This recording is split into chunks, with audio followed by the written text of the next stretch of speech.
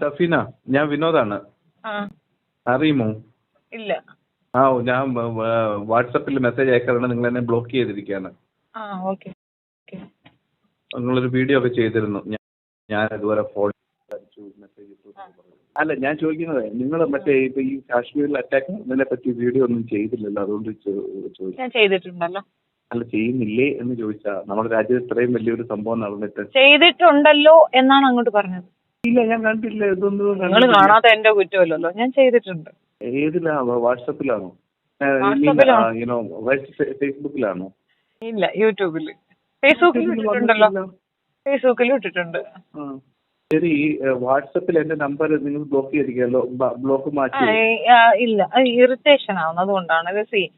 നമുക്ക് ഒരാളെടുത്ത് കമ്മ്യൂണിക്കേറ്റ് ചെയ്യുമ്പം നമ്മൾ പറയുന്നത് അയാൾക്കും അയാൾ പറയുന്നത് നമ്മൾക്കും ഓക്കെ ആവണം. അല്ലാത്തത് നമ്മളിങ്ങനെ കേട്ട് ഇറിറ്റേറ്റഡ് ആയി വേസ്റ്റിംഗ് ടൈം, അതെനിക്ക് താല്പര്യമില്ലാത്തതുകൊണ്ടാണ്. കാരണം I can feel that you are A Sanghi.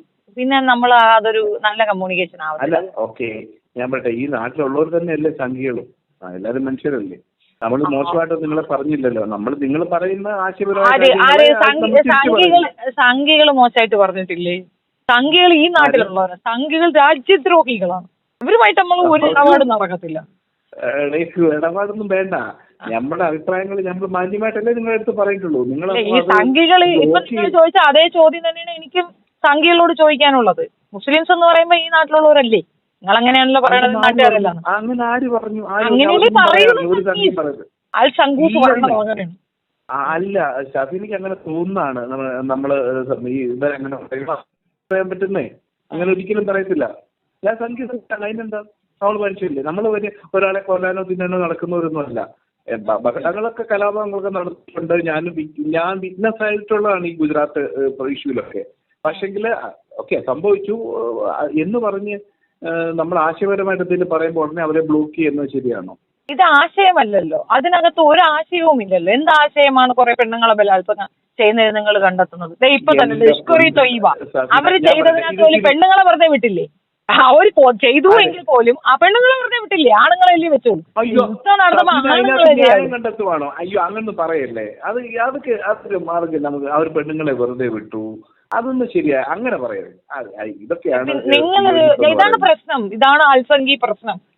നിങ്ങൾ പറയുന്നതാണ്, നിങ്ങൾ വിചാരിക്കുന്നതാണ് നമ്മൾ പറയണമെന്ന് നിർബന്ധിച്ച് നടക്കണ കേൾക്കണം. ആര് പറഞ്ഞു? നമ്മൾ പറഞ്ഞാ? അങ്ങനെ പറയട്ടെന്ന് പറഞ്ഞിട്ടല്ലേ? അല്ല, ഞാൻ പറയട്ടെ, അവര് വിട്ടു. അപ്പൊ കൊന്നത് ശരിയായെന്നാണ് പറയണത്. കൊല്ലണമായിരുന്നു, പെണ്ണുങ്ങളെ വെറുതെ വിട്ടില്ലയോ എന്ന്. ഞാൻ ചോട്ടെ, കൊന്നത് ശരിയെന്ന് ആര് പറഞ്ഞത്? കൊന്നത് ശരിയെന്ന് ആര് പറഞ്ഞത്? അല്ല, കൊന്നത് ശരിയെന്ന് ഞാൻ എവിടെ പറഞ്ഞു? എന്റെ വാക്കുകളിൽ എവിടെയാണ് ഈ കൊന്നത് ശരിയെന്ന് പറഞ്ഞത്? ഇല്ല, നമുക്കങ്ങനെ ഫീൽ ചെയ്യത്തില്ലേ? നിങ്ങൾക്ക് അങ്ങനെ ഫീൽ ചെയ്യും. നിങ്ങളെ ഫീലിംഗില്ല. അപ്പൊ നിങ്ങൾക്ക് അങ്ങനെ ഇപ്പൊ റോഡിൽ പോകുമ്പോ ഏതെങ്കിലും ഒരു പെണ്ണിനെ കണ്ട വല്ലാത്ത ഫീലിംഗ് ഒക്കെ ഉണ്ടോ? അതിന് ആ പെണ്ണ് മറുപടി പറയണമെന്ന് പറഞ്ഞാൽ ബുദ്ധിമുട്ടല്ലേ? എന്റെ പൊന്ന് സഫീന, നമ്മൾ എല്ലാ പ്രാവശ്യവും ഇങ്ങനെയൊക്കെയാണോ എല്ലാരും ചെയ്യുന്നത്? ഒരു കലാപം ഉണ്ടാപ്പ അതിനകത്ത് അത് അങ്ങോട്ടും ഇങ്ങോട്ടും ഒക്കെ നടന്നിട്ടുണ്ടെന്നേ. ഒരു കാര്യം എങ്ങോട്ട് നടന്നു? ഏത് കലാപത്തിലാണ് ഇതുപോലെ ഒരു വൾഗാരിറ്റി? ഗുജറാത്തിൽ നടന്ന പോലെ ഒരു വൾഗാരിറ്റി നടന്ന് റീസെന്റ് എവിടെ നടന്നറിയുന്നത്? സത്യമാണ്, അത് സത്യമാണ്. അത് നിങ്ങൾ പറയുന്നത് സത്യമാണ്. നമ്മൾ പറഞ്ഞില്ല ആ ഒരു വൾഗാരിറ്റിയെ നിങ്ങൾ എതിർക്കുന്നുണ്ടെങ്കിൽ ഈ ഗവൺമെന്റ് വന്നിട്ട് ഇല്ല. ഞാൻ പറയട്ടെ, ഞാൻ മുൻപ് പറയുന്നത് ഏറ്റവും കൂടുതൽ ഉപയോഗിച്ചു കൊണ്ടിരുന്നത് സംഘികൾ തന്നെയാണ്. BJP ഗവൺമെന്റ്, BJPക്കാർ തന്നെയാണ് എന്റെ വേർഡ്സ് എടുത്തുകൊണ്ട് പോയിക്കൊണ്ടിരുന്നത്. കാരണം ഇവിടെ ഇസ്ലാം മതവാദത്തിൽ നടക്കുന്ന ചില പ്രശ്നങ്ങൾ ഞാൻ ചൂണ്ടിക്കാണിക്കുമ്പോൾ അത് എടുത്തുകൊണ്ട് പോയത് BJPക്കാർ തന്നെയാണ്. അവർക്ക് നല്ല പോയിന്റാണ് ഞാനും ഇട്ടുകൊടുത്തിരുന്നത്, അത് സത്യമാണ്. പക്ഷെ എവിടെ നിർത്തി, എവിടെ തെറ്റി? ഈ ഗുജറാത്ത് കലാപം കണ്ടിരുന്നു, അതൊരു പിഴവാണ്, സാരമില്ല എന്ന ഒരു ടേമിൽ എത്തി നിൽക്കുമ്പോൾ ആഗസ്റ്റ് 15-ാം തീയതി അവന്മാർക്ക് റിലീസ് ഓർഡർ വാങ്ങിച്ചു കൊടുക്കുന്നു, അവന്മാരെ മാലയിട്ട് സ്വീകരിക്കുന്നു, അതിൽ വൃത്തികെട്ട സംഘിണികൾ പോയി നിന്ന് മാലയിട്ട് കൊടുക്കുന്നു. അതിനകത്തുണ്ട് എന്താണ് സംഗീസം എന്നുള്ളത്. ആ ഒരൊറ്റ പോയിന്റ് തീർന്നു. ആ ഒരു പോയിന്റിൽ മനുഷ്യത്വം പോലും നഷ്ടപ്പെട്ട മൃഗങ്ങളാണ് അവരെന്ന് തെളിവ് ഉൾപ്പെടെ നിങ്ങൾ സ്ഥാപിക്കുകയാണ് ചെയ്തത്. അതിന് വേറെ തർക്കമില്ല. ഞാൻ പറഞ്ഞ ഇപ്പൊ കലാപങ്ങൾ നമുക്ക് മനസ്സിലാവും. മണിപ്പൂരിൽ നടന്ന കലാപം നമുക്ക് മനസ്സിലാവും. അതിനകത്തുള്ള കുറെ ആണുങ്ങൾ കുറെ പെണ്ണുങ്ങളെ തുണിയില്ലാതെ പാടത്ത് കൊണ്ടിട്ട് വൃത്തികേട് കാണിച്ച് നമുക്ക് മനസ്സിലാവും. റേപ്പിസ്റ്റുകൾക്കുള്ള അവരുടെ ഇത് നമുക്ക് മനസ്സിലാവും. പക്ഷെ ഇത് ഒരുതരം എന്താ പറയാ മൃഗത്തിനേക്കാൾ കെടുകെട്ട പരിപാടിയായി പോയി എന്നുള്ളതാണ്. നിങ്ങളുടെ സർക്കാർ അവിടെ ഇരിക്കുന്നു എന്നൊരൊറ്റ കാരണം കൊണ്ട് ബേട്ടി ബച്ചാവോ ബേട്ടി പഠാവോ എന്ന് പറഞ്ഞ ആ വൾഗർ മനുഷ്യൻ ഇങ്ങനെ ഒരു വൃത്തികേട് ചെയ്തതിനോട് ഒരു കാലത്തും യോജിക്കാൻ ഒക്കത്തില്ല. സോറി. ഞാൻ പറയട്ടെ ശരി സഫീന പറയുന്നതിനകത്ത് ഒരുപാട് ന്യായമായ കാര്യങ്ങളുണ്ട്. അതുകൊണ്ടാണ് നിങ്ങളെ ഞാൻ ഇപ്പൊ ഫോൺ പോലും വിളിച്ചത്. നിങ്ങൾ പറയുന്നതിനകത്ത് ഒരുപാട് നല്ല കാര്യങ്ങളുണ്ട്. അതുകൊണ്ടാണ് എന്നെ നിങ്ങൾ ഒരുപാട് ചീത്തയൊക്കെ പറഞ്ഞിട്ടുണ്ടെങ്കിലും ഞാൻ നിങ്ങളെ വിളിക്കുന്നത്, നിങ്ങളെ അക്സെപ്റ്റ് ചെയ്യുന്നത്. ഓക്കെ, ഞാൻ പറഞ്ഞത് ഞാൻ വിനോദിനെ പേഴ്സണലി ഒരു തെറിയും വിളിച്ചിട്ടില്ല. നിങ്ങൾ എന്നെ പേഴ്സണലി ഒരു വ്യക്തി എത്തിയും ചെയ്തിട്ടുമില്ല. നിങ്ങൾ ഞാൻ എപ്പോഴെങ്കിലും രണ്ട് തന്നിട്ടുണ്ടെങ്കിൽ നിങ്ങൾ സംഗീതം പറയുമ്പോഴാണ്, അല്ലെങ്കിൽ ഞാനും നിങ്ങൾ തമ്മിൽ ഒരു വഴക്കുമില്ല. ഉണ്ടോ? ഒരു വഴക്കുമില്ല. നിങ്ങൾ സംഗീതം പറയണോ, ഞാൻ ഉടക്കുന്നു, അത്രേ ഉള്ളൂ. ഇതൊക്കെ അതിന് ബ്ലോക്ക് ചെയ്യുന്ന എന്തിനാ? അതിന് ബ്ലോക്ക് ചെയ്ത് നമ്മളെ നമ്മള് ഈ സ്വരം നന്നാവുമ്പോഴേ പാട്ട് നിർത്തുന്നതിൽ നല്ല സുഖം. അല്ലെങ്കിൽ പിന്നെ അത് പിന്നെ വേറെ ലെവലിൽ പോകും. ഞാൻ മുമ്പ് കണ്ട് നമ്മുടെ ഗ്രൂപ്പിൽ വന്ന ഏതോ ഒരു മനോജ് എന്ന് പറഞ്ഞിട്ട് ഒരു അന്ന് പട്ടാളക്കാരനാണെന്ന് പറഞ്ഞ് ഗ്രൂപ്പിൽ വന്ന് ചേർന്നു. റിക്വസ്റ്റ് ചെയ്തിട്ട് ഒരു പ്രാവശ്യം എല്ലാവരും കൂടെ ചേർന്ന് ഗ്രൂപ്പിൽ നിന്ന് പുറത്താക്കി. ഇയാൾ വീണ്ടും എൻ്റെ അടുത്ത് വന്നിട്ട് മേഡം ഞാൻ ഇനി അങ്ങനെയൊന്നും പറയത്തില്ല, എന്നെ ഒന്ന് മനസ്സിലാക്കണം, കയറ്റണമെന്ന് കയറ്റി. അവിടെ ഇരുന്നുകൊണ്ട് എന്നെ പച്ചത്തെറി. അവൻ പച്ചത്തെറി വിളിക്കുമ്പോൾ എൻ്റെ മക്കളെ തെറി വിളിച്ചു. തിരിച്ച് ഞാൻ അവൻ്റെ മക്കളെ തെറി വിളിച്ചപ്പോൾ അത് മാത്രം എടുത്തുകൊണ്ടുപോയി.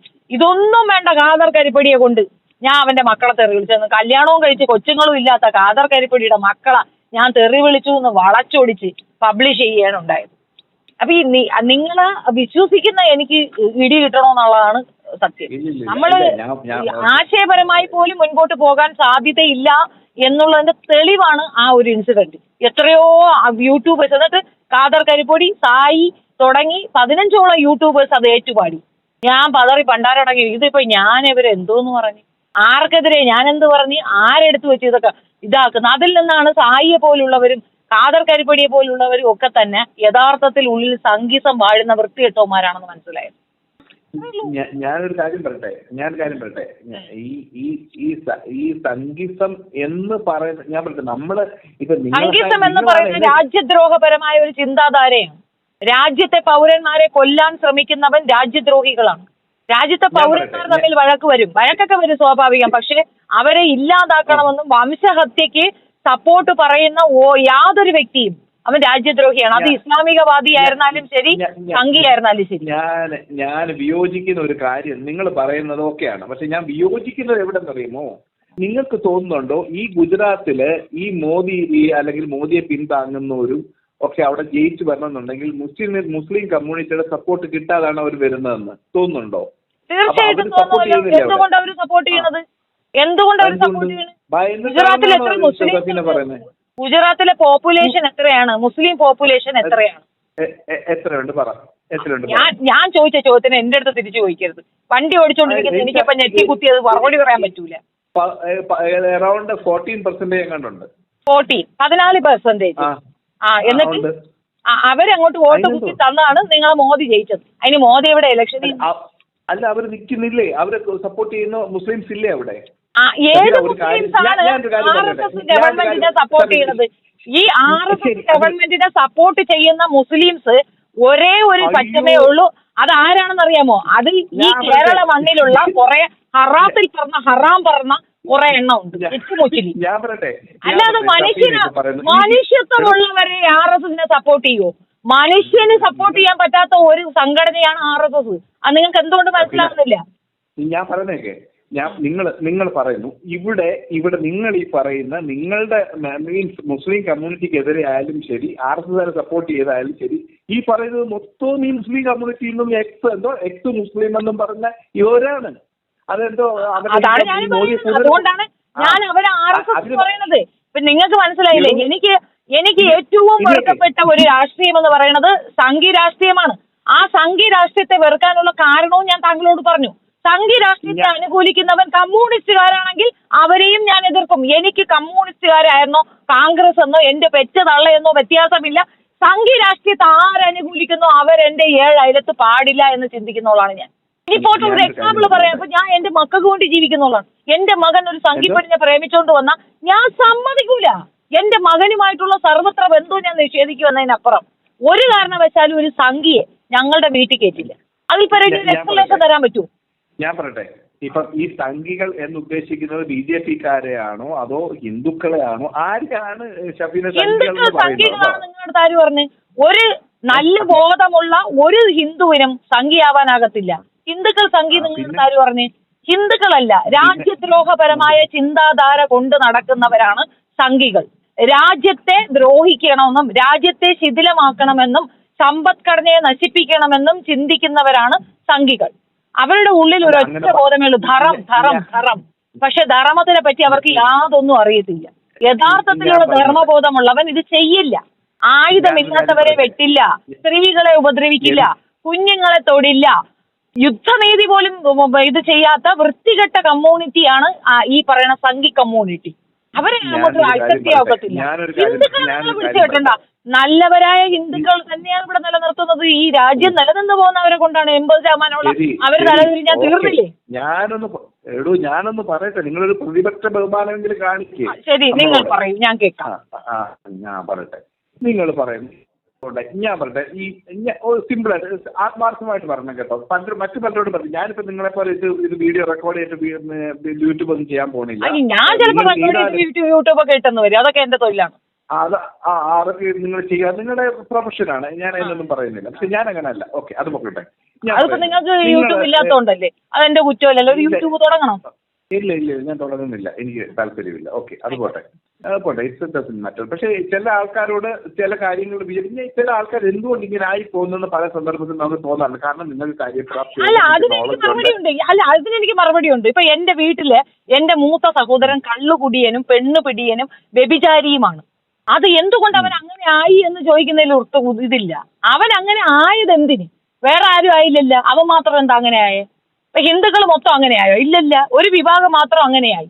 അങ്ങനെ ആയി എങ്കിൽ അത് അവന്റെ കുഴപ്പം. അവന് ചില മൗനം പാലിക്കേണ്ടടുത്ത മൗനവും സഹിഷ്ണുത പാലിക്കേണ്ടടുത്ത് സഹിഷ്ണുതയും പാലിക്കപ്പെടാൻ അറിയാത്ത വ്യക്തികൾ അങ്ങനെ തന്നെ തീരും. ഈ നമ്മൾ ഈ പറയണ എന്താ, ഇത്ര നാളേ ഉള്ളൂ, ഇത്ര ജീവിതമേ ഉള്ളൂ. നമ്മൾ ഒരു പൂർവികരെ ചിന്തിക്കുക. ഒരു 100 കൊല്ലം മുമ്പ് അല്ലെങ്കിൽ ഒരു 200 വർഷം മുമ്പ് ജീവിച്ചിരുന്നവരെ പറ്റി ചുമ്മാ അവരുടെ ഹിസ്റ്ററി ഒക്കെ എടുത്ത് വെച്ചൊന്ന് നോക്കുക. അപ്പൊ തന്നെ മനസ്സിലാവും ഇവർക്ക് ഇത്രയും ആയുസ് ഉണ്ടായിരുന്നുള്ളൂ. അവരുടെ ആയുസിൽ എന്തൊക്കെ ചെയ്തു, നമുക്കിനി എത്ര കാലമുണ്ട്, നമുക്ക് എന്ത് ചെയ്യാൻ പറ്റും എന്നൊക്കെ ചിന്തിച്ചാൽ ചുറ്റുമുള്ളതും ഒക്കെ ശരിക്കും കണ്ണ് തുറന്നു നോക്കിക്കഴിഞ്ഞാൽ ഏകദേശം നമുക്കൊരു ബോധം എന്ന് പറയുന്ന സാധനം വരും. അത് ഇല്ലാത്തവനാണ് സംഘി. അവന്റെ വിചാരം ഇവരെല്ലാം അങ്ങ് തീർത്തിട്ട് എനിക്കിവിടെ തനിക്ക് അങ്ങോട്ടും ഇങ്ങോട്ടും കടക കളിക്കാന്നാണ് വിചാരിച്ചു. അത് തെറ്റായ ധാരണയാണ്. അങ്ങനെ ഒരിക്കലും ചിന്തിക്കുന്നില്ല അങ്ങനെയുള്ള ആൾക്കാർ. കാരണം എന്താ പറയുമോ, ഈ ഒരു ഭൂപ്രദേശത്ത് ചെന്ന് താമസിച്ചാൽ ആ ഭൂപ്രദേശം നമ്മുടേതാണെന്ന് അറിയപ്പെടും. മനസ്സിലായോ? ബേസിക്കലി നമ്മളൊരു ഭൂപ്രദേശത്ത് താമസിച്ചു കഴിഞ്ഞാൽ ആ ഭൂപ്രദേശം നമ്മുടേതാണെന്ന് അറിയപ്പെടും. ഗ്രാജുവലി കാലങ്ങൾക്കിപ്പുറം അത് നമ്മുടെ രാജ്യമായി മാറും. ആ രാജ്യം ചിലപ്പോൾ വിഘടിച്ച് ഇതുപോലെ സംസ്ഥാനമോ ജില്ലയോ പഞ്ചായത്തോ ഒക്കെ ആയി മാറും. ആ പറയുന്ന ഭൂപ്രദേശത്തോട് നമുക്കൊരു സ്നേഹം ഉണ്ടാവും. ചിലർക്കത് ഭയങ്കരമായിരിക്കും, ചിലർക്കത് ലൈറ്റണായിരിക്കും.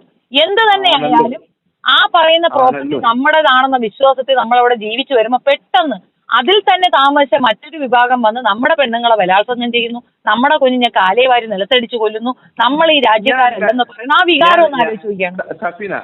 ഞാൻ കാര്യം ചോദിച്ചോട്ടെ, നിങ്ങൾക്ക് ഇത്ര കൃത്യമായിട്ട് എങ്ങനെ അറിയാം? ഓക്കെ, സംഭവങ്ങൾ ഇങ്ങനെയൊക്കെ സംഭവിച്ചിട്ടുണ്ട്. ഒരു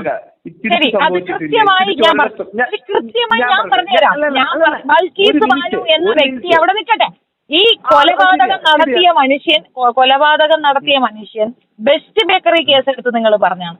ഇപ്പൊ ഇവർ പറയുന്നത് അല്ല, ഞാൻ ചോദിക്കട്ടെ, ഗോത്രയിലെ ട്രെയിൻ അപകടം ഇനി നിങ്ങൾ പറയുന്ന പോലെ ഒരു കലാപം തന്നെയാണെന്നിരിക്കട്ടെ. ഗോത്രയിൽ തിങ്ങിപ്പാർക്കുന്ന മുസ്ലിങ്ങളെ കൊല്ലുന്നതിന് പകരം 130 കിലോമീറ്റർ ഇപ്പുറത്ത് പോയി ആ പാവപ്പെട്ടവളെയും അവളെ കുടുംബത്തിനെയും ആ കാണുന്ന അത്രയും മനുഷ്യരെയും തല്ലിയും വെട്ടിയും കൊന്നതും പോരാതെ ഓടി രക്ഷപ്പെടുന്നവരെ ഓടിച്ചിട്ട് വെട്ടുന്ന രീതി എന്താണ്? ഞാനൊരു കാര്യം പറയട്ടെ. ചപ്രി എന്ത് ചെയ്തു? സഫീനെ ഈ സംഭവം കണ്ടു. ഞാൻ നേരിട്ട് കണ്ടവനാ. ഞാൻ സൂറത്തിലുണ്ടായിരുന്നു ഈ സമയത്ത്. നിങ്ങളെ വെട്ടിയില്ലേ? എന്നെ വെട്ടിയില്ലെന്ന് പറഞ്ഞാൽ ഞാൻ പ്രസിന്റെ ബോർഡ് വെച്ചിട്ട് ഞങ്ങൾ ഈ ഒരുപാട് സ്ഥലങ്ങളിൽ പോയിട്ട് സഫീനക്ക് അറിയാത്ത ഒരുപാട് കാര്യം ഞാൻ പറയാം. നാളെ നിങ്ങൾ വീഡിയോ ചെയ്യും. അത് നിങ്ങൾ അറിയാം. എപ്പോഴെങ്കിലും പേഴ്സണലി നമ്മൾ കാണുകയാണെങ്കിൽ ഞാൻ പറഞ്ഞുതരാം. ഒരു പേപ്പറിൽ റിപ്പോർട്ട് ചെയ്യാതെ മുസ്ലിങ്ങളെ തിങ്ങിപ്പാർക്കുന്ന അടുത്തൊരു സംഭവം ഞാൻ കണ്ടുകൊണ്ട് കണ്ട കാര്യം ഞാൻ പറഞ്ഞുതരാം. നിങ്ങൾ പോലും എനിക്കിതൊക്കെ അറിയാം. എനിക്കറിയാം. പക്ഷെ ഞാൻ പറയുന്നതൊക്കെ നിങ്ങൾ പറയുന്നു ശരിയാണ്. അങ്ങനെ ഒരു ഭരണാധികാരി അയാൾ കൈ കെട്ടിയിരുന്ന് കാണും, അല്ലെങ്കിൽ മൗനാനുവാദം കൊടുത്ത് കാണുമായിരിക്കാം, എനിക്ക് അറിഞ്ഞുകൂടാ അതിനെപ്പറ്റി. കാരണം ഞാൻ അവിടെ ഉള്ളപ്പോൾ അങ്ങനെ അല്ലായിരുന്നു അവിടുത്തെ പല കാര്യങ്ങളും. പിന്നെ ഈ ഈ ഈ ഇതിന് ശേഷം അല്ലെങ്കിൽ ഇതിനു മുൻപ് ഞാൻ കാശ്മീരിലെ കലാപമുണ്ട്, അപ്പൊ അവിടെ ബലാത്സംഗം ഉണ്ടായിട്ടില്ലേ? നമ്മുടെ മലബാർ കലാപത്തിൽ ബലാത്സംഗം ഉണ്ടായിട്ടില്ലേ? സംഭവങ്ങളൊക്കെ പലയിടത്തും സംഭവിച്ചിട്ടുണ്ട്. മലബാർ കലാപത്തിൽ ബലാത്സംഗമോ? ഉണ്ടായിട്ടുണ്ട്. ആര് പറഞ്ഞു? ഈ നമ്പൂതിരിമാരുടെ തെറ്റുകാരുണ്ടായിരിക്കാം, ഇല്ലായിരിക്കാം, അതിനെപ്പറ്റി അല്ല ഞാൻ പറയുന്നത്. അവിടെയുള്ള പെൺകുട്ടികളെ എല്ലാം പിടിച്ചുകൊണ്ട് പോയി പ്രായമുള്ള 10-65 വയസ്സുള്ള, എനിക്ക് വ്യക്തമായിട്ടറിയാം, 10-13 വയസ്സുള്ള പെൺകുട്ടികളെ തന്റെ 2ാം ഭാര്യയെ 3ാം ഭാര്യയെ 4ാം ഭാര്യയായിട്ടൊക്കെ വെച്ചുകൊണ്ടിരുന്ന ആയിട്ടുള്ള ഒരുപാട് കേസുകൾ അതിന് റിപ്പോർട്ട് ചെയ്തിട്ടുണ്ട്. അത് നടന്നിട്ടില്ലേ? അത് അവര് മലബാർ കലാപത്തിനെ പറ്റി പ്രബന്ധങ്ങൾ രചിക്കപ്പെട്ടിട്ടുണ്ട്, നിങ്ങൾ അത് വായിച്ചിട്ടുണ്ടോ? എല്ലാ ഭാഗവും അനലൈസ് ചെയ്തിട്ട് അതിനെപ്പറ്റി ചരിത്ര പുസ്തകത്തിൽ എഴുതി വെച്ചിട്ടുണ്ട്. അങ്ങനെ ഉള്ളിടത്ത് സഫീന, ഞാൻ ഒരു കാര്യം, ഞാൻ വളരെ ഫ്രണ്ട്ലി ആയിട്ടാണ് സംസാരിക്കുന്നത്. നിങ്ങൾക്കറിയാവുന്ന ഞാനിപ്പോ ഇതിനകത്ത് വേറെന്തെങ്കിലും പറഞ്ഞു? ഞാൻ വെളുപ്പിക്കാൻ വേണ്ടി പറഞ്ഞതോ ഒന്നുമല്ല. നിങ്ങൾ ഞാൻ ചോദിക്കട്ടെ, മലബാർ ഏരിയ എന്ന് പറയുന്നത് എന്റെ സ്വന്തം രാജ്യമല്ല. ഞാൻ തിരുവിതാംകൂർ രാജ്യക്കാരിയാണ്. എന്റെ തിരുവിതാംകൂറിൽ ഒരു ബന്ധുക്കളും അപ്പുറത്തല്ല. ഞാൻ അവരെ വെളുപ്പിച്ചിട്ട് എനിക്ക് ഒരു ലാഭവും ഇല്ല. എനിക്ക് അതിനകത്ത് ഒരു ലാഭവും ഇല്ല. പക്ഷെ എന്തുകൊണ്ട് പറയുന്നു? കളവ് പറയാതെ നിങ്ങൾ ജനുവിനായി കാര്യങ്ങൾ പറയൂ, ഞാൻ നിങ്ങൾ കേൾക്കാം. അല്ലാതെ നിങ്ങൾ കളവുകൾ കൊണ്ട് നിങ്ങൾ പറയണ ആയിരിക്കാം, ചെയ്തിരിക്കാം. ഈ ആയിരിക്കാം ചെയ്തിരിക്കാത്തിലുള്ള ഡേഞ്ചർ നിങ്ങൾ മനസ്സിലാക്കൂ. ഞങ്ങൾ നിങ്ങളെ എങ്ങനെ വിശ്വസിച്ച് വീട്ടിൽ കയറ്റും? മിസ്റ്റർ വിനോദിന്റെ മനസ്സിൽ ഇങ്ങനെ എഴുതുണ്ടെങ്കിൽ നിങ്ങളെ വിശ്വസിച്ച് ഞങ്ങൾ എങ്ങനെ വീട്ടിൽ കയറ്റും? ഈ സ്വാതന്ത്ര്യം കിട്ടി 50 വർഷത്തിന് ഒരു ഗുജറാത്ത് കലാപം ഉണ്ടായിട്ടില്ലല്ലോ. വിശ്വസിച്ച് വീട്ടിൽ കേട്ടുമായിരുന്നു, എല്ലാവരും പോവുകയൊക്കെ ചെയ്യുമായിരുന്നല്ലോ. പിന്നെ ഗുജറാത്ത് കലാപം എന്തുകൊണ്ടുണ്ടായി നിങ്ങൾ എന്താ പഠിക്കാത്ത? അത് തന്നെയാണ് ഷഫീന, 50 വർഷം സ്വാതന്ത്ര്യം കിട്ടിയിട്ടും ഇവിടെ ഹിന്ദുക്കളുണ്ടായിട്ടും സഹോദരങ്ങളെ പോലെ സ്നേഹിച്ചു കഴിഞ്ഞവര് എന്തുകൊണ്ട് തിരിഞ്ഞു? പെട്ടെന്ന് അവർക്ക് ബോധോദയം ഉണ്ടായോ? നിങ്ങളെന്താ അത് ചിന്തിക്കാത്ത പറയാത്തതും?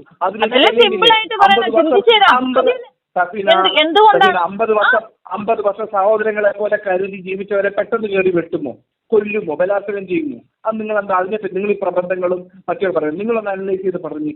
അപ്പൊ ഈ പണ്ട് പറഞ്ഞ പോലെ 2 കൈയും കൂട്ടി അടിച്ചെങ്കിലേ ശബ്ദം കേൾക്കുള്ളൂ. ഇത് ഈ ഒരു ഇത് ഇവിടെ ആപ്ലിക്കബിൾ ആണ്. അപ്പൊ പ്രശ്നങ്ങളുണ്ട്, ഉണ്ടായപ്പോ സംഭവിച്ചു. അതിനകത്ത് തെറ്റുകൾ ഒരുപാടുണ്ട്. നിങ്ങൾ പറഞ്ഞില്ലേ ബിൽക്കിസ് ബാനുവിന്റെ കേസ്, അത് സത്യമാണ്. പക്ഷെ അങ്ങനെ ഒരു സംഭവം മാത്രം എടുത്ത് പറയരുത്. ബിൽക്കിസ് ബാനു നിങ്ങൾ ആരെങ്കിലും തല്ലാൻ വന്നോ? അല്ലെ ബിൽക്കിസ് ബാനുവിന്റെ കുടുംബത്തിൽ ആരെങ്കിലും നിങ്ങളെ തല്ലിയിട്ടുണ്ടോ? അങ്ങനെ എന്തെങ്കിലും പരാതിയോ വല്ലതും ഉണ്ടോ? ഈ കലാപത്തിൽ ഇപ്പൊ ഇന്നലെ കണ്ട് അവിടെ പോയി നിന്നവരെ വെടിവെച്ചു കൊന്നു. അത് ഇവരാരും തല്ലിയിട്ടാണ്? പാകിസ്ഥാനിൽ പോയി ആരെങ്കിലും തല്ലിയിട്ടാണോ വെടിവെച്ച് കൊന്നത്? വന്ന് പേരും ചോദിച്ചിട്ട് കലിമറ്റെല്ലാം പറഞ്ഞിട്ട് വെടിവെച്ച് കൊന്നാലും തല്ലിയിട്ടാണോ? മുൻവൈരാഗ്യം ഉണ്ടായിട്ടാണ്? മുൻവൈരാഗ്യം ഉണ്ടല്ലോ, അത് ചെയ്തിരിക്കുന്നത് പാകിസ്ഥാനികളല്ലേ. മുൻവൈരാഗ്യം ഉണ്ടാകുമല്ലോ. ഞാൻ പറയട്ടെ, അതുപോലെ ബോംബെയിൽ കയറി വന്നു, അന്ന് സപ്പോർട്ട് ചെയ്ത ഒരുപാട് പേര് ഇവിടെ ഉണ്ട്. ഇങ്ങനെ കുറെ സഹിച്ചു കഴിഞ്ഞപ്പോഴായിരിക്കാം അതാകാം. മുസ്ലിങ്ങൾ തുലോം തുച്ഛമായ വളരെ ശതമാനക്കുറവിലുള്ള മുസ്ലിങ്ങൾ നിങ്ങളടുത്ത് എന്തോന്ന് ചെയ്തെന്നാ നിങ്ങൾ പറയുന്നത്? വളരെ ശതമാനക്കുറവിൽ വളരെ തുലോം തുച്ഛമായ മനുഷ്യർ നിങ്ങളെ എന്തോന്ന് ചെയ്തെന്ന്? 2 കൈയും കൂട്ടിയടിച്ച ശബ്ദോ, നല്ല നരേഷൻ. ഷാഗെ നന്നായിട്ട് പോകട്ടോ, കൂടുതൽ ഡീറ്റെയിൽസ് അവിടെ നിന്ന് കിട്ടും. ഷെബീനെ പഠിപ്പിക്കാൻ ഞാൻ നിങ്ങളെ പഠിപ്പിക്കാൻ വന്നതല്ല. അല്ല പിന്നെ അതെന്ത് വർത്തമാനാണത്? ഒരുപാടൊന്നും സഹിക്കാൻ മുസ്ലിങ്ങൾ എന്താ നിങ്ങളെ വെട്ടിക്കൊണ്ടിരുന്ന? അതിന് മുമ്പ് നടന്ന എന്തെങ്കിലും ഒരു മുസ്ലിങ്ങൾ നിങ്ങളെ ചെയ്ത കലാപം എന്ന് പറഞ്ഞേ. അതിന് മുമ്പ് എന്താ നടന്നത് ചോദിക്കട്ടെ? മുഗളന്മാർ ഇവിടെ ഭരിച്ചു എന്ന് പറഞ്ഞുകൊണ്ട് അത് നാണക്കേടായി പറഞ്ഞ് പ്രചരിപ്പിക്കുന്ന നിങ്ങളോടൊരു ചോദ്യം, മുഗളന്മാർ ഇത് ബ്രിട്ടീഷ് മുഗൾ എന്നങ്ങനെ എന്തെങ്കിലും ആക്കിയോ? ഇല്ലല്ലോ. ബ്രിട്ടീഷുകാർ വന്നല്ലേ ബ്രിട്ടീഷ് ഇന്ത്യ എന്നാക്കിയത്. അവരധിനിവേശം നടത്തുകയും പ്രചാരം ഭരിക്കുകയും 100 കൊല്ലം ചവിട്ടി തേക്കുകയും ചെയ്തു. ഇത് മുഗളന്മാർ ചെയ്തില്ലല്ലോ. മുഗളന്മാർ ഇവിടെ ഭരിക്കുമ്പോ നിങ്ങൾ നാട്ടുരാജ്യങ്ങളായിട്ട് തന്നെ ഇവിടെ ഉണ്ടായിരുന്നത് ആണല്ലോ. പിന്നെ നിങ്ങളെ എന്ത് ചെയ്തെന്നാണ്? കണ്ണടച്ചിരുട്ടാക്കല്ലേടേ. ഞാൻ പറയട്ടെ, ഇരുട്ടുകൊണ്ട് ഓട്ടയടക്കലും കണ്ണടച്ചിരുട്ടാക്കലും സംഘികളുടെ സ്ഥിരം പരിപാടിയാണ്. ആ സ്ഥിരം ഡ്രാമയും കൊണ്ട് എന്റെ അടുത്ത് വരരുത്. അവരായിക്കോട്ടെ, ഞാൻ പറഞ്ഞേക്കെ. ഞാൻ മലബാറിന്റെ കാര്യം പറഞ്ഞപ്പോ നിങ്ങൾ പെട്ടെന്ന് തിരുവിതാംകൂറുകാരിയായി. ഇപ്പൊ മുഗളർ എവിടുന്ന് വന്നു? അല്ലല്ല, മലബാർ കലാപം പറഞ്ഞ എക്സ്ക്യൂസ് മീ ലിസൺ, ഇതാണ് നിന്റെ കുഴപ്പം. നീ ഈ പയൽവാൻ ജയിച്ച മയില് പറയല്ലേ എന്റെ അടുത്ത് കേട്ടാ. നീ പയൽവാൻ ജയിച്ച കുഴപ്പം പറയരുത് കേട്ടാ. എടാ ഞാൻ മര്യാദക്കാണ് നിന്റെ അടുത്ത് സംസാരിച്ചത്. ഞാൻ ചോദിക്കുന്ന ചോദ്യത്തിന് ഉത്തരം പറ. നീ പറഞ്ഞു മലബാർ കലാപത്തിനെ വെളുപ്പിക്കരുതെന്ന് പറഞ്ഞു. അതിനുള്ള ഉത്തരവാണ് ഞാൻ പറഞ്ഞത്. ഞാൻ തിരുവിതാംകൂറുകാരിയാണ്, എനിക്ക് മലബാർകാരെ വെളുപ്പിക്കേണ്ട കാര്യമില്ല, എന്റെ റിലേറ്റീവ്സ് ആരും മലബാറിലില്ല എന്ന് വ്യക്തമായി പറഞ്ഞത്. അല്ലാതെ മലബാറിനെ വെളുപ്പിക്കുന്നില്ല എന്നല്ല പറഞ്ഞത്. അവിടെ ഒന്നും വെളുക്കാനില്ല. ഞങ്ങളെ ചെയ്ത ചെയ്ത്തുകൾ ഓരോന്നും ഞങ്ങളുടെ മനസ്സിലോട്ട് നെഞ്ചിലുണ്ട്. അത് ആഴത്തിലേറ്റ മുറിവുകളാണ്. അതിനുള്ള മറുപടി നീയൊക്കെ പറ. അല്ലാതെ ഞങ്ങൾ കുഴപ്പമാണോ ചെയ്തത്? എടാ എന്ത് കുഴപ്പമാണോ ചെയ്തത്? നീ ചെയ്ത കുഴപ്പം ചുമ്മാ കോപ്പിലെ വർത്തമാനം പറയും. ഈ പയൽവാൻ ജയിച്ച മയില് വർത്താനം എന്റെ അടുത്ത് പറയരുത്. എനിക്ക് തീർത്തും ഇഷ്ടമല്ല കാര്യമാണ്. തിരുവിതാംകൂറിൽ ജനിച്ചു വളർന്ന എനിക്ക് മലബാറിലുള്ളവരെ പുകഴ്ത്തേണ്ട കാര്യമോ അവരെ സോപ്പിടേണ്ട കാര്യമോ ഇല്ല എന്ന് പറഞ്ഞതിനെ ഞാൻ തിരിച്ചു പറഞ്ഞു എന്ന് കള്ളം പറയണേ എന്തിനാ? അതെന്തിനാ കള്ളം പറയുന്നത്? ഞാൻ നിങ്ങളോട് എന്താ പറഞ്ഞേ? മലബാർ കലാപം എന്താണെന്നും അത് വ്യക്തമായി പഠിച്ച വ്യക്തിയാണെന്നും അത് പോയി പഠിക്കുകയെന്നാ പറഞ്ഞേ. അതിനകത്ത് ഒരു തർക്കവുമില്ല. അതിനകത്ത് ബലാത്സംഗമുണ്ടെന്ന് പറഞ്ഞാൽ അത് കാണിക്കേ. ഗർഭിണിയായ വയറ്റിലേക്ക് ശൂലം കുത്തിക്കയറ്റിയത് എന്തിന്? ഏത് കലാപത്തിൽ? ഞാൻ പറയട്ടെ, എവിടെ ശൂലം കിട്ടി? ഏത് ലേഡിയെ ആര് ശൂലം കുത്തി? നിങ്ങൾ പറഞ്ഞു ബിൽക്കിസ് ബാനു അവരെ ഗർഭിണിയായിരുന്നു, റേപ്പ് ചെയ്തു. അതിന് തെളിവുണ്ട്, പ്രൂഫുണ്ട്, അത് അരാജകത്വമാണ്, അതിനെതിരെ കേസുണ്ട്. ഓക്കെ, ഈ ശൂലം എവിടെ കുത്തിയെന്ന്? ആര് കുത്തിയെന്ന്? ആര് കുത്തിയത് ശൂലം കൊണ്ട്? ശൂലം കുത്താതെ 7ഓളം പെണ്ണുങ്ങൾ സ്വന്തം കൺമുന്നിൽ റേപ്പ് ചെയ്യപ്പെടുന്നത്, കൊല ചെയ്യപ്പെടുന്ന ഒരു പെണ്ണ് കണ്ടില്ല. അവൾക്ക് സ്വപ്നം കണ്ടതാ. അവള് സ്വപ്നം കണ്ടതാ. ഗുജറാത്ത് കലാപത്തിൽ തിരിച്ച് വഴക്കുകൾ ഉണ്ടായിട്ടില്ല. അങ്ങോട്ടും ഇങ്ങോട്ടും പ്രശ്നങ്ങൾ എങ്ങോട്ടുണ്ടായി? എന്തുണ്ടായി? ഗുജറാത്ത് കലാപത്തിൽ എന്താണ് നടന്നതെന്ന് വ്യക്തമായി ധാരണയുള്ള സഞ്ജീവ് ഭട്ട് ഇന്നും ജയിലിലാണ്. ധൈര്യം ഉണ്ട് നിങ്ങൾക്ക് അവരെ പുറത്തു വിടാൻ? അയാളെന്ന് പുറത്തു വിടുന്നത് എന്തുകൊണ്ടാണ്? ആരാണോ? ഈ മലയാളികളാണോ? കേരളത്തിലുള്ളവരാണോ? നിങ്ങളിപ്പോ ആർക്ക് വേണ്ടിയാ സംസാരിച്ചേ? അപ്പൊ നിങ്ങൾ ഇതിന് ഉത്തരം വേണ്ടി വരും. വിനോദ് എന്തുകൊണ്ടാണ് വിനോദിനെ ഞാൻ ബ്ലോക്ക് ചെയ്തതെന്ന് വിനോദിന് ഇപ്പം മനസ്സിലായോ? അൺനെസസറി അൺവാണ്ടഡ്ലി ഇങ്ങനെയുള്ള ആർഗ്യുമെന്റ്സിന് ഞാൻ തയ്യാറല്ലാത്തത് കൊണ്ടാണ് ഞാൻ നിങ്ങളെ ബ്ലോക്ക് ചെയ്തത്. നിങ്ങൾ എന്നെ പഠിപ്പിക്കാനായിട്ട് വരണ്ട. നിങ്ങൾ മുമ്പ് ഉപയോഗിച്ചിരുന്നു എന്റെ വാക്കുകൾ. അത് ഞാൻ തീർത്തും പറഞ്ഞല്ലോ. ഞാൻ ആഗ്രഹിച്ചത് ഒരു ഇന്ത്യൻ എന്ന നിലയിൽ, ഒരു ഇന്ത്യൻ സിറ്റിസൺ എന്ന നിലയിൽ പ്രാദേശിക ഭാഷയിൽ അദ്ദേഹം നടത്തിയ വിമർശനത്തിനെ ഖണ്ഡിക്കാൻ കഴിവില്ലാത്തവർ അയാളെ പിടിച്ച് ജയിലിലിട്ടു. ഇന്ത്യൻ നാഷണലായ ഒരാൾ ആ നാട്ടിൽ വധിക്കപ്പെടുന്നത് എനിക്ക് അംഗീകരിക്കാനാകത്തില്ല, ഞാൻ അതിനെ സപ്പോർട്ട് ചെയ്യില്ല എന്നാണ് എന്റെ പ്രസ്താവന. ആ പ്രസ്താവനയിൽ ഞാൻ ഇന്നും ഉറച്ചു നിൽക്കുന്നു. അബ്ദുൽ ഖാദർ പുതിയങ്ങാടിയെ വിട്ടുപിടിപ്പിച്ചതിൽ എനിക്ക് ആത്മാർത്ഥമായ സന്തോഷവുമുണ്ട്. കാരണം അവരങ്ങനെ അല്ല എന്ന് കാണിക്കാൻ എനിക്കത് സാധിച്ചു എന്നുള്ളതാണ്. പക്ഷെ അവൻ വെറും ഒരു നാറിയാണെന്ന് അവൻ നാട്ടിൽ ഒപ്പം തെളിയിച്ചു. എന്റെ പാർട്ടിയെ തന്നെ അവൻ ആദ്യം അടിച്ചു. അതുകൊണ്ട് അത് വിട്ടോ, ആ കേസ് വിട്ടോ. അതിനപ്പുറം ഷെഫീനയുടെ വാക്കുകൾ എടുത്തുകൊണ്ടുപോയി ഷെഫീന BJP വക്താവാകുമെന്ന് ഒരാളും ഒരിടത്തും പ്രതീക്ഷിക്കണ്ട. എന്റെ കഴുത്തിൽ ശ്വാസമുള്ളിടത്തോളം ഈ ഒരു വൾഗർ രാഷ്ട്രീയത്തെ ഞാൻ അംഗീകരിക്കില്ല. നിങ്ങൾ അന്ന് മുതലേ നിങ്ങൾ പുറകെ നടക്കുകയാണല്ലോ. നിങ്ങൾക്ക് എന്താണെന്ന് ഞാൻ ക്ലബ് ഹൗസിൽ വന്നപ്പോഴും ഇതുപോലെ തന്നെ നിങ്ങൾ ഗ്രൂപ്പ് ഇടുന്നു. നിങ്ങൾക്ക് എന്താണെന്ന് ഞാൻ എങ്ങനെ എന്തെന്ന്? ഞാൻ ക്ലബ് ഹൗസിൽ വന്നിട്ടില്ല. ഞാൻ ഒന്നും മിസ്റ്റർ വിനോദേ, ഞാൻ നിങ്ങൾ വന്നിട്ടുണ്ടെന്നല്ല പറഞ്ഞത്, നിങ്ങളുടെ ടീമുകളുടെ കാര്യമാണ് പറഞ്ഞത്. നിങ്ങളുടെ ടീമുകൾ എന്നെ പഠിപ്പിക്കാൻ നടക്കണ എന്തിനാണ്? എന്റെ വിശ്വാസങ്ങൾ, എനിക്ക് മനസ്സിലാക്കലുകൾ ഉണ്ടാകും. ഞാൻ അതിൽ ഉറച്ചു നിൽക്കുന്നു. ഓക്കെ, ശരി, നിൽക്കട്ടെ. നിങ്ങളുടെ വിശ്വാസം അങ്ങനെ തന്നെ ഇരിക്കട്ടെ. നിങ്ങൾ പറഞ്ഞു ഈ ജസ്ന സലീമിനെ സംഘികളാണ് കൊണ്ടുവരുന്നത്. നിങ്ങൾ അന്വേഷിച്ചു പോയത് കിട്ടിയത് ആരെയാണ്? കമ്മ്യൂണിസ്റ്റുകാർ തന്നെ. ആണോ? അവന്റെ പേരെന്താണ്? ബിൻസിൻ മുഹമ്മദ്. അതാണ്. ഏതാണ്? സംഖ്യയല്ലേ? അപ്പൊ സംഖ്യയല്ലേ? അഫ്കോഴ്സ്. ആരിഫ് ഹുസൈന്റെ പേരെന്തുവാ? ആരിഫ് ഹുസൈന്റെ പേരെന്തുവാ? ലിയാഖത്ത് അലിയുടെ പേരെന്തുവാ? അവൻ ആരാ? അതുപോലെ തന്നെ ബിൻസിൻ മുഹമ്മദ്. സിമ്പിള്. അതെന്ത് വർത്താനം? അവൻ ഇസ്ലാമിന്റെ വക്താവോ? ബിൻസിൻ മുഹമ്മദ് എന്ന് പറയുന്നത് ആരിഫ് ഹുസൈനെ പോലെ, ലിയാഖത്ത് അലിയെ പോലെ ഒരു തേർഡ് റേറ്റ് ക്രിമിനലാണ്. അത് ഞാൻ തുറന്നു പറഞ്ഞില്ലേ. ഞാനൊരു സഖാവാണോ? എനിക്കത് പറഞ്ഞാൽ പ്രശ്നമില്ലേ? എന്നെ പാർട്ടി ചോദ്യം ചെയ്യത്തില്ലേ? ഈ പാർട്ടി ഭരിക്കുന്ന ഈ നാട്ടിലിരുന്നു കൊണ്ട് ആ കാര്യം പബ്ലിക്കിൽ വിളിച്ചു താമോലി പറഞ്ഞത് ആണോ? അത് തുറന്ന് പറഞ്ഞത് നിങ്ങളെ ഞങ്ങൾ അപ്രീഷിയേറ്റ് ചെയ്യുന്നു. അതുകൊണ്ടാണ് നിങ്ങളെ തിരിച്ചു വിളിച്ചത്, നിങ്ങളെ അതുകൊണ്ടാണ് ബഹുമാനിച്ചത്. അത് നിങ്ങൾ ആദ്യം മനസ്സിലാക്കണം. നിങ്ങളെ തുറന്ന് പറയാൻ കാണിച്ച് നിങ്ങൾ പ്രശംസിക്കുന്നു, അതുകൊണ്ടാണ് നിങ്ങളെ തിരിച്ചു വിളിച്ചത്. പ്രശംസ എനിക്ക് ഇഷ്ടമാണ്, വേണമെങ്കിൽ ഒന്നും കൂടെ പ്രശംസിക്കും. ശരി, ഓക്കെ. എന്നാൽ അല്ല അത് നിങ്ങൾ പറഞ്ഞുകൊണ്ടിരുന്ന എനിക്ക് മനസ്സിലായി. നിങ്ങൾ അന്വേഷിച്ച് പോയപ്പോൾ ഇങ്ങനെ ഒരാളെ കിട്ടിയപ്പം മറ്റു പലരുമാണെങ്കിൽ അതൊന്ന് ഹൈഡ് ചെയ്യും, ആ പോട്ടെ നമ്മൾ ഇതിൽ. പക്ഷെ നിങ്ങളത് ഓപ്പൺ ആയിട്ട് പറഞ്ഞു, അത് നമ്മൾ അംഗീകരിക്കുന്നു. അതുകൊണ്ടാണ് നിങ്ങളെ വിളിച്ചത്. അപ്പൊ നിങ്ങൾ ഈ ഇങ്ങനെ ഞാൻ പറയുന്നത് എന്താ പറയുക, സംഖ്യകൾ അങ്ങ് നല്ലവരാണെന്നോ അവർ ചെയ്തത് മഹാകർമ്മമാണെന്നോ അവരാണ് അൾട്ടിമേറ്റ് ഇതൊന്നും അല്ല ഞാൻ പറയും. ചില കാര്യങ്ങളിൽ ചില വ്യക്തതകൾ വേണം ഇപ്പം എന്നുള്ളത് മാത്രമേ ഞാൻ പറഞ്ഞുള്ളൂ. ഇതേ അവസരം ഇതേ കാര്യങ്ങൾ തന്നെയാണ് ഇസ്ലാമിന്റെ കാര്യത്തിലും എനിക്കുള്ളത്. ഞാൻ മനസ്സിലാക്കിയ, ഞാൻ പഠിച്ച ഇസ്ലാം ഇതുപോലെ ചെയ്യില്ല എന്ന് തന്നെയാണ് ഞാൻ പറയുന്നത്. എന്താ നിങ്ങൾക്ക് അത് ഉൾക്കൊള്ളാൻ വയ്യാത്തത്? ഞാൻ ഇങ്ങനെ ഔട്ട്സ്പോക്കൺ ആണെന്നും ഒരു കാരണവശാലും അവരിതുപോലെ ചെയ്യില്ല എന്ന് ഞാനല്ലേ പറഞ്ഞു. ഞാൻ തന്നെയല്ലേ ഏറ്റവും വലിയ തെളിവ്. മുഹമ്മദ് നബിയെ ഞാൻ വിളിച്ച കണക്ക് തെറി വേറെ ആരെങ്കിലും വിളിച്ചിട്ടുണ്ടോ? എന്നിട്ട് ഞാൻ ജീവിച്ചിരിക്കുന്ന ആ മനുഷ്യർ എത്ര സാധുക്കളാണോ? ഞാൻ എവിടെയെങ്കിലും ഒരു പോലീസ് പ്രൊട്ടക്ഷൻ കൊടുത്തത് താൻ കേട്ടിട്ടുണ്ടോ? ഞാൻ എന്റെ ബന്ധുക്കളടുത്ത് പോയി കാണുമ്പോൾ പോലും എന്തെങ്കിലും രീതിയിൽ ഒരു ആക്രമണമോ ഒരു മാറ്റി നിർത്തലോ നീക്കി നിർത്തലോ എനിക്ക് ഇന്ന് വരെ സംഭവിച്ചിട്ടില്ല. ആ മനുഷ്യരെ പറ്റിയാണോ ഈ അവദൂരം പറയുന്നേ? ആര് പറയുന്ന എന്റെ ഇതൊന്നും ആര് നബിയെ പറ്റിയോ ഇസ്ലാമിനെ പറ്റിയോ ഇസ്ലാം മതത്തെ പറ്റി ആരും പറഞ്ഞില്ല.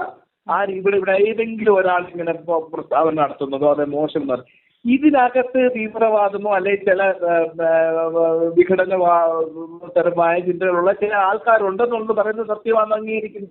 അവരാണ് ഈ പറയുന്നത്. നിങ്ങൾ പറയുന്ന പോലെ ഹിന്ദുക്കളുടെ കൂട്ടത്തിൽ സംഖ്യകളെന്ന് പറയുന്ന പോലെ ഇസ്ലാമിൽ ഉള്ള ചില ആൾക്കാർ ഇങ്ങനത്തെ മനോഭാവമുണ്ട്, അവരാണ് കുന്തിരിക്കുക എന്തൊക്കെ വിളക്ക് കത്തിക്കുക എന്നൊക്കെ പറയുന്നത് എന്ന് മാത്രമേ പറയുന്നുള്ളൂ.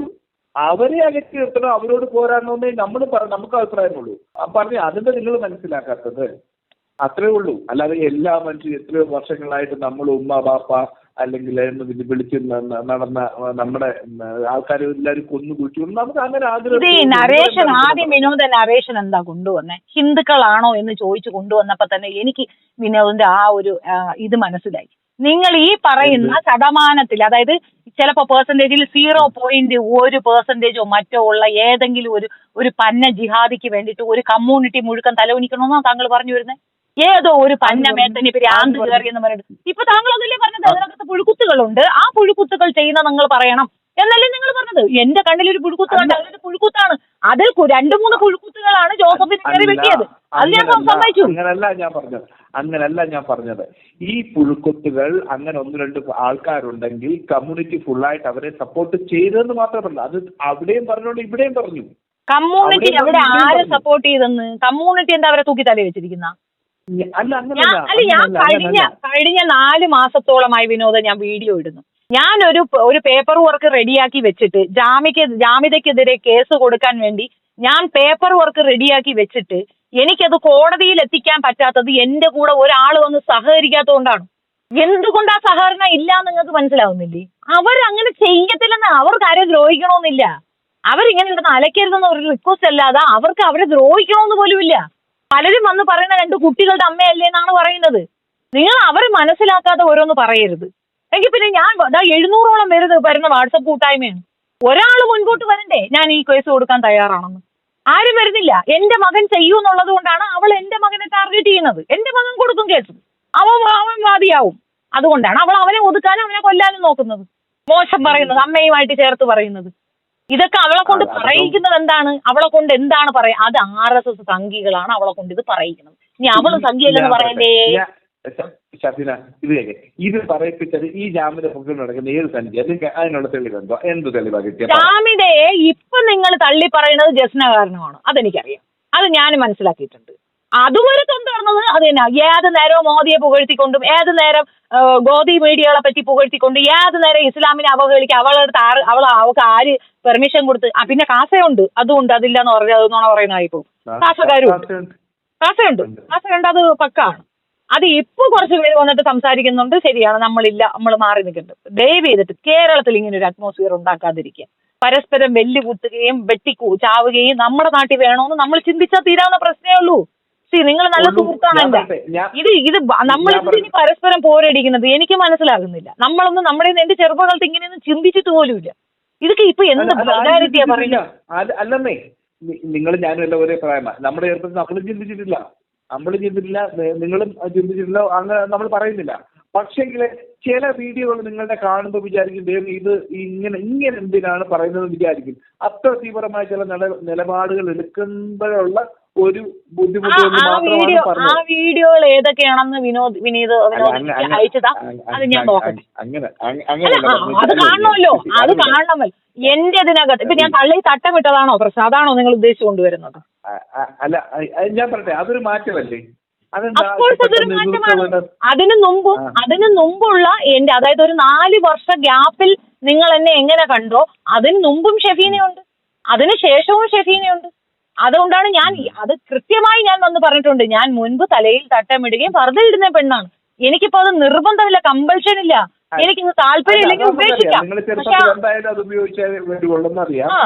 ആ കമ്പൽഷൻ എനിക്കില്ല. പക്ഷെ അത് എന്തുകൊണ്ടെന്ന് പറഞ്ഞു കഴിഞ്ഞാൽ ചില പ്രായം ചെന്ന ഉമ്മമാര് വിളിച്ചിട്ട് മക്കളെ അങ്ങനെ കാണാൻ ആഗ്രഹിക്കുന്നു എന്ന് പറഞ്ഞ് അവർ വാങ്ങി, ഞാൻ എത്രയോ വട്ടം പറഞ്ഞു ഞാനായിട്ട് വാങ്ങിച്ചിട്ടില്ല എന്ന്, അവർ വാങ്ങിയത് അയച്ചു തരുമ്പോ അവരോടുള്ള റെസ്പെക്റ്റിൽ ഞാനത് ഇടുന്നു എന്നതിനപ്പുറം ഞാൻ വേറെന്തെങ്കിലും അതും ചെയ്തുകൂടി. ഞാൻ തട്ടമിട്ടാലും കുഴപ്പം?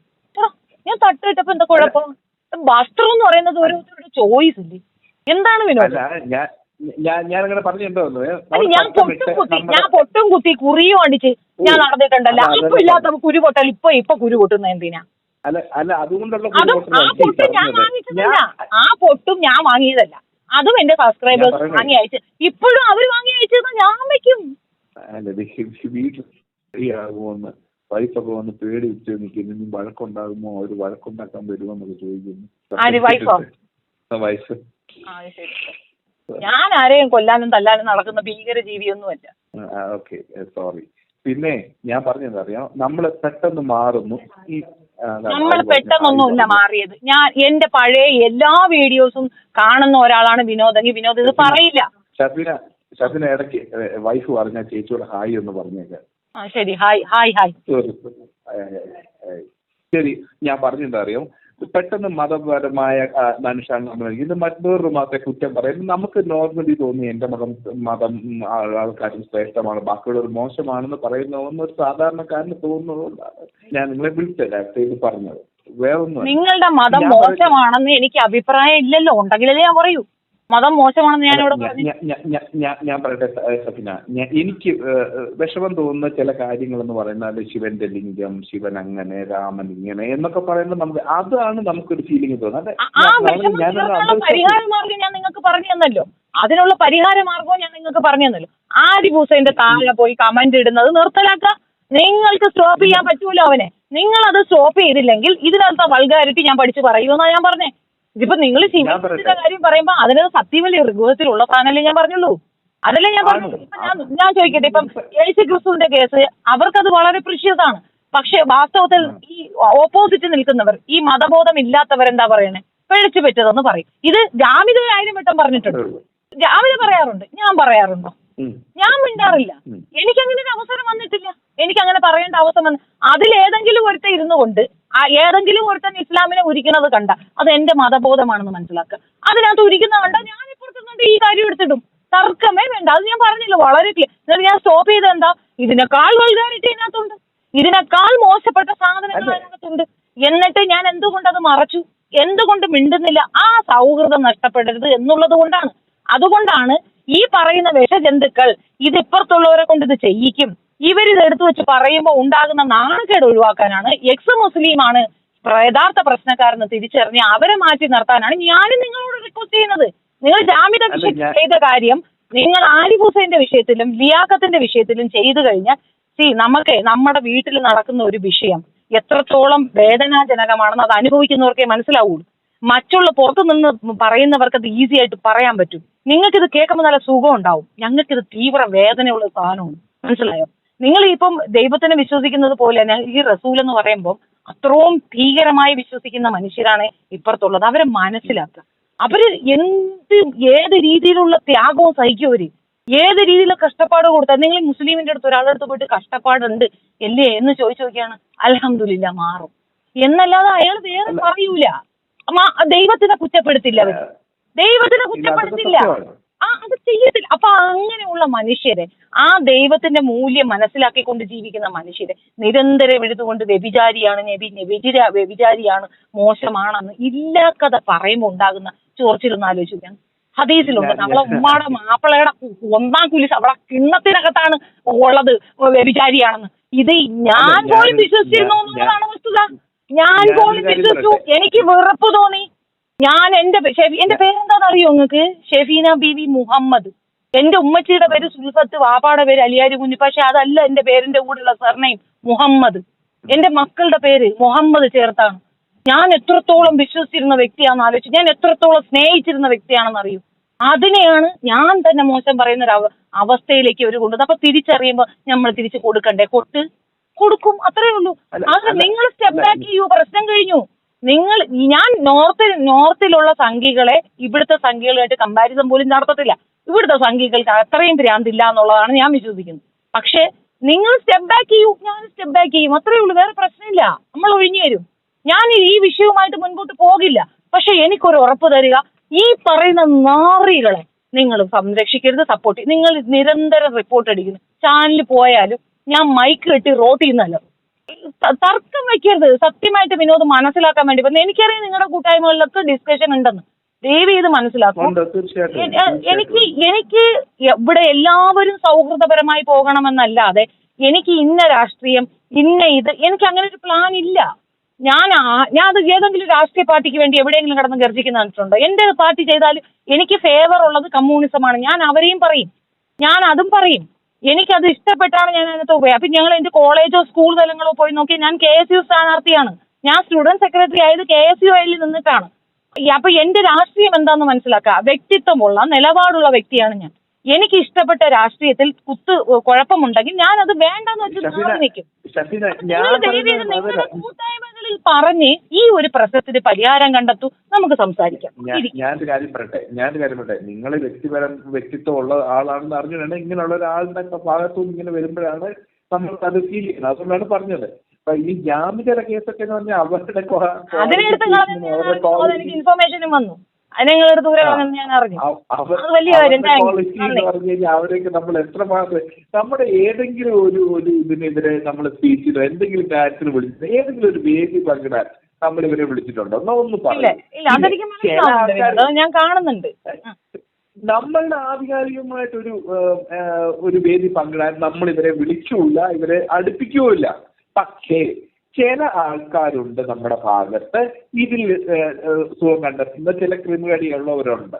അവർക്ക് ഈ മതം തലയ്ക്ക് പിടിച്ച ആൾക്കാർ സത്യം തന്നെയാണ്.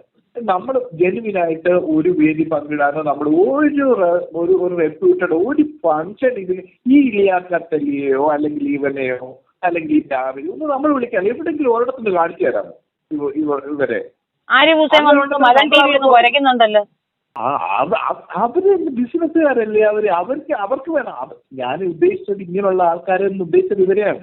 അല്ല, വിശ്വ ഹിന്ദു പരിഷത്തിന്റെ പ്രോഗ്രാമിൽ അവൻ വന്നായിരുന്നല്ലോ. ആരിഫ് ഹുസൈൻ എന്ന് പറയുന്ന ഒരു പേഴ്സൺ വന്നല്ലോ. ഇപ്പോഴില്ല, ഇപ്പൊ 2-3 മാസമായിട്ട് നിങ്ങൾ ഒഴിവാക്കുന്നുണ്ട്. അത് കാണാനും ഇല്ലില്ല. ഇതിനകത്ത് വേറൊരു കാര്യം അറിയോ? ഇതിനകത്ത് ഈ സംഘപരിവാർ എന്ന് പറയുന്നത് കുറെ സംഘടനകളുണ്ട്. ഇതിനകത്ത് ഹനുമാൻ സേന, പിന്നെ ശിവസേന, ഇങ്ങനെ കുറെ സേനകളുണ്ട് ഇതിനകത്ത്. ഇനിയൊരു കാര്യം പറയട്ടെ.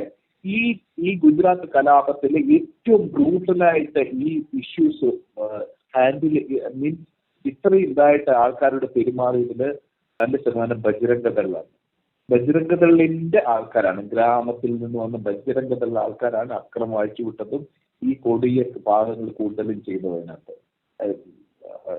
മീൻസ് ബജ്രംഗദളിലാണ് നല്ലൊരു ശതമാനം അന്ന് അവിടെ ആക്ട് ചെയ്തത്. ഹലോ റെക്കോർഡ് ചെയ്തോ? ഹലോ, ഞാൻ പറഞ്ഞത്. അപ്പം ആ ഒരു ഇത് വെച്ചിട്ടാണ് നമ്മളിവരെ ഒരു വേദികളിലും ഇവരെ ആരെയും വിളിക്കാറില്ല.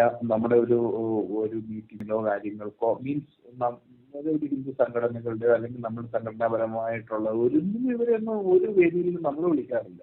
അങ്ങനൊരു ആറ്റിറ്റ്യൂഡും ഇല്ല, അങ്ങനൊരു ഇതുമില്ല. പിന്നെ നിങ്ങൾ സംഘികളെന്ന് പറഞ്ഞതുകൊണ്ട് ഞാൻ പറയുകയാണ്, RSSന്റെ സർസംഘചാലക് എന്ന് പറഞ്ഞ ആൾ ഇതിന്റെ അൾട്ടിമേറ്റ് ഒരു ലീഡറാണ്. അയാൾ പറഞ്ഞത് എല്ലാ പള്ളികളിലും ലിംഗം തപ്പി ആരും പോകേണ്ട കാര്യമില്ലെന്നാണ് പറഞ്ഞ് മനസ്സിലായി. അപ്പം ഈ ഒരു കാഴ്ചപ്പാട് ഉണ്ട്.